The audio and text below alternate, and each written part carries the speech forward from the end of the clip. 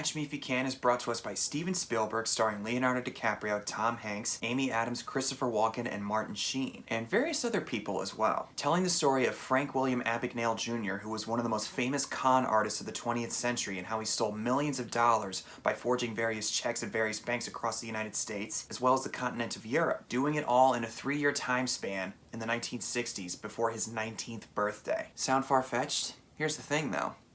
It actually happened. For the most part, this movie gets the basic idea down to my knowledge, but there is a lot of things as you'd expect when Hollywood adapts a story into a film or television show.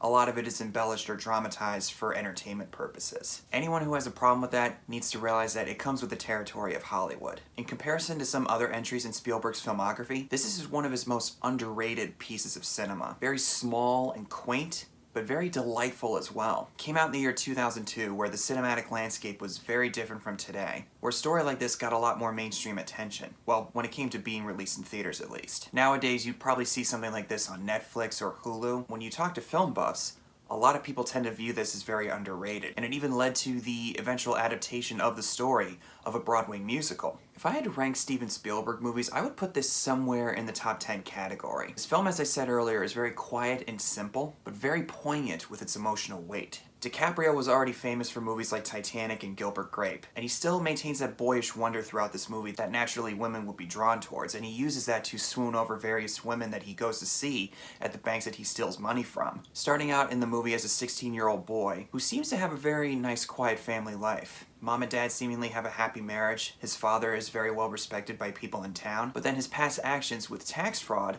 as he's being investigated by the IRS, come back to haunt him, and he's forced to move into a very small dead-end apartment somewhere in upstate New York, eventually leading to Frank's parents getting divorced, which causes Frank to run away and try to steal some money in order to get their family back together again. Watching this movie again recently made me realize just how much of polar opposites Frank and Carl are. One on the bad side of the law, one on the good side of the law. Frank is obviously doing something really bad, and no ways would I condone what he's doing, but he's doing it for a good reason, and the film does a good job of making you understand where he's coming from. Carl, on the other hand, played by Tom Hanks, takes his work way too seriously, to the point where everybody calls him out on it. Frank's actions eventually catch the attention of the FBI, and it leads to a really exciting cat and mouse chase throughout the movie where Carl is continuously humiliated by Frank, but remains determined that he is going to catch him, and he tells him throughout their various conversations over the phone at Christmas time, "You will be caught. You will go to prison. Where do you think this is going?" It also shows in Carl's personality and how he takes his work too seriously. When he's in the office at Christmas time, during his first phone conversation with Frank, he's all by himself.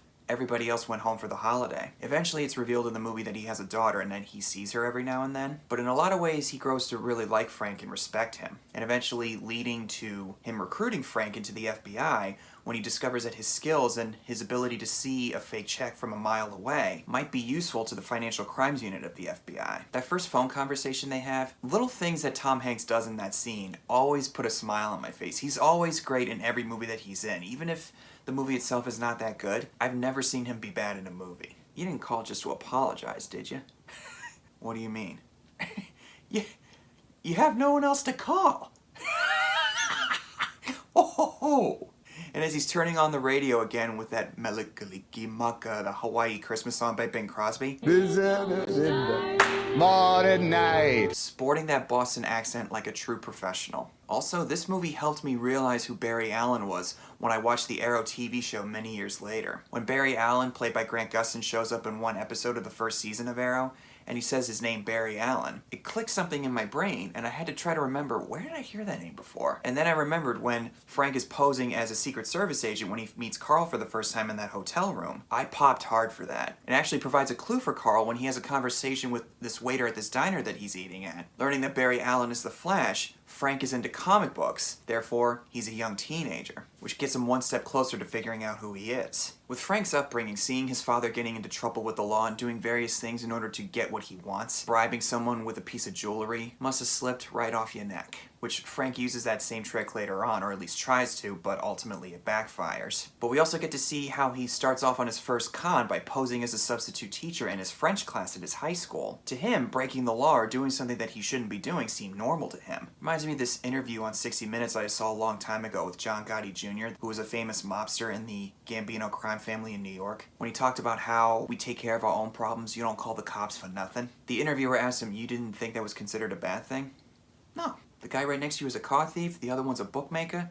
It was a commonplace thing for us. The film is really good at making the audience root for Frank in his endeavors, but also clearly showing the audience that this is wrong and that he shouldn't be breaking the law. He's really trying hard to hold on to hope that his parents would get back together again if he just earns enough money, but in the back of the viewer's minds, and I think in the back of Frank's mind as well, probably knows that this isn't gonna work, but he keeps doing it anyway because he loves the thrill of this lie. As Carl later tells him when he tries to go on the run again, sometimes it's easier just to live the lie. I found it really cool noticing all the people that show up in here. Elizabeth Banks shows up as one of the bank tellers that Frank talks to. Jennifer Garner shows up as one woman that he spends the night with. And even Frank John Hughes, who was Sergeant Bill Garnier in Band of Brothers, is one of the FBI agents helping out Carl Hanratty. Not to mention that Frank Abagnale, the real Frank Abagnale, is the police officer in France that arrests Frank when he gets caught. As far as the historical accuracies, I did a little research. I don't know the story chapter and verse. Frank Abagnale has said that this is definitely exaggerated in many ways, but the basic idea was still true. He never talked to his father after he ran away, which the film shows at least 2 scenes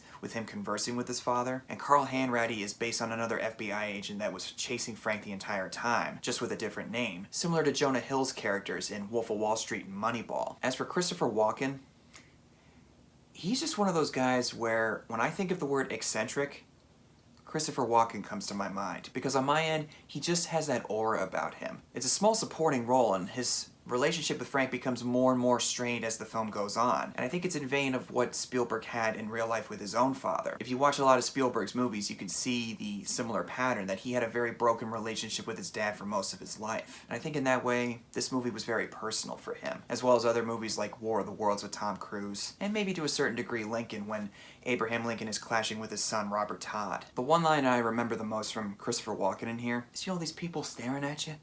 They're all wondering where you're going. Where you going tonight, Frank? Where you going? Dad, nobody's staring at me. Someplace exotic? Just tell me where you're going, Frank. Amy Adams is also a nurse that Frank ends up getting engaged to until she finds out the truth about him. She is just cute as a button in this movie.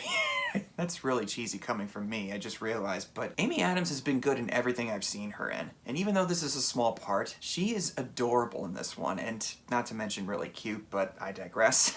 And her dad is played by Martin Sheen, and he's Martin Sheen, more or less, but still good though. Not a whole ton of screen time with him, but when you put an actress or actor with Spielberg, you know it's gonna be a high level of quality. In that instance, when he's with Brenda, he's a doctor, and then he also poses as a lawyer, and before then he poses as a pilot for Pan American Airways. The film also really shows you just how smart he is and how he's able to observe certain things and use it in certain situations, like he watches a movie in order to know maybe exactly what right thing to say if he's needed in the doctor's office or in the ER, or watching a court drama when he's going into a courtroom, which leads to a really funny scene presenting this big case in a preliminary hearing where there's not that much of an audience except for a judge and an opposing lawyer. Son, what the hell is wrong with you? Due to its setting in the 1960s and 70s, the film does an amazing job of capturing the 1960s. The people's attitudes, the clothing, the way they talk, the musical choices, obviously, and the use of the James Bond film that Frank ends up watching in a movie theater. Even from the way the film looks, Spielberg is known for shooting on film and not digital. It almost seems to me like this film was made in the 1970s with slightly better camera equipment, by early 2000 standards at least. As for John Williams' musical score, not one of his most iconic ones or memorable ones, but the opening theme I remember more than anything. Da-da-da-da,